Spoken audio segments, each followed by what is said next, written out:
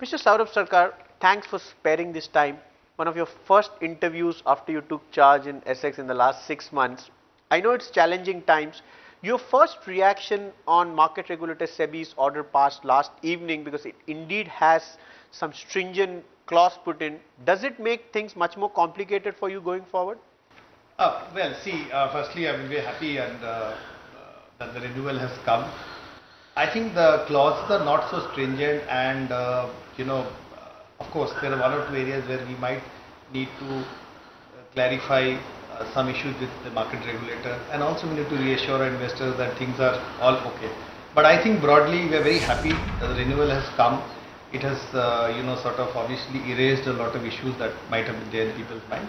And about the other things, we will seek a clarification with SEBI in one or two cases, but broadly I don't think it's going to be difficult to meet these conditions.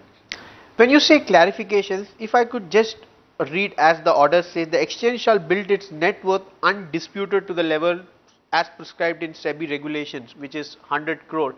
Does that mean in more than one sense market regulator is communicating to SX that they are not comfortable with SX adding the warrants net worth into their base, and thereby they are saying you get in a new investor and that is how you need to build your net capital?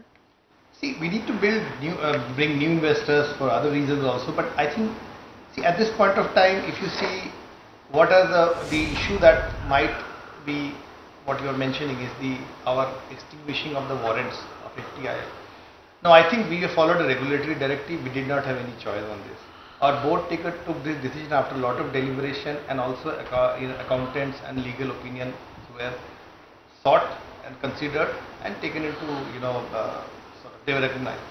So I think, and I don't see anyone having filed any case against us.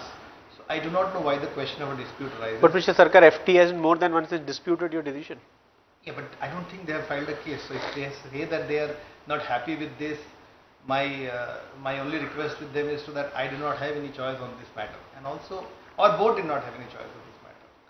And also it is important to note that we are audited by the CAG. So CAG has appointed a new auditor for us this year, because we are a PSU deemed PSU institution. So we are audited by the CAG. CAG has appointed a new auditor for us this year, who will soon be coming out with his audited accounts of for our June and September quarters.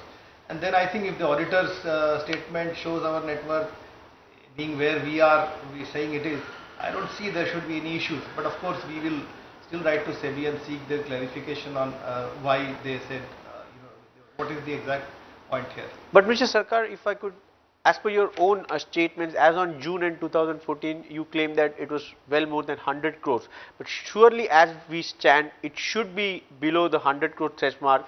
The big question is, in the 3 months leeway that SEBI has given you, would you able to get someone on board to shore up your net capital and also a new investor? Well, first of all, I would not be as confident as you that our net worth is below 100. In fact, I would say it probably is much higher than 100 if we add the amount of 56 crore, which to me is not really being disputed in any court. However, as I said, we need new investors anyway. So we are talking to new investors. There are a few challenges in getting new investors on board because of the shareholding regulations, etc. No one can own more than 5%, etc. We are trying to tide over that. We've hired an investment banker. We have received some very encouraging feedback. People are looking at us, and you must recognize that we are coming out of very tough times. There was a lot of darkness around us, and now I think things are looking a lot better from many prospects. And you see the whole business of this renewal for 1 year.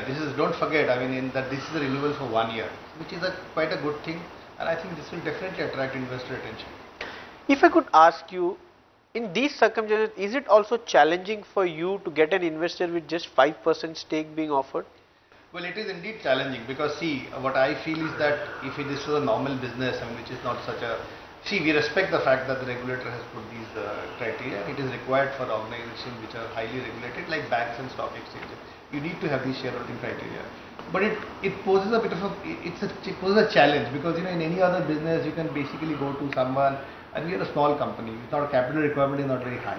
So you can go to someone and he picks up a sizable amount of stake in the company. If you could do that, I think things would have been a lot easier. But with the 5% cap, it is difficult, because see, this investment is not sizable to attract big players. So in these circumstances, do we see you seeking an exemption because of the unprecedented situation that you see yourself in? Well, we have written to SEBI on this, and we will continue to have a dialogue with them if they consider this favorably. If they could give us this, temporary dispensation or something, that would be very positive for us. But how much would you look at? I mean, 10%, 15%? no, it really depends on the investor's interest, and I think I understand that what we have to bring on board is an investor of very high quality, high credentials, very fit and very proper. And then depending on that, it could be 15% or it could be 10%, whatever the number is. I mean, I can't really comment on that. But I think our first challenge would be to sort of have an advanced level of dialogue with some very high quality investors, and then approach SEBI with these names, and hopefully they will look at this with some sympathy.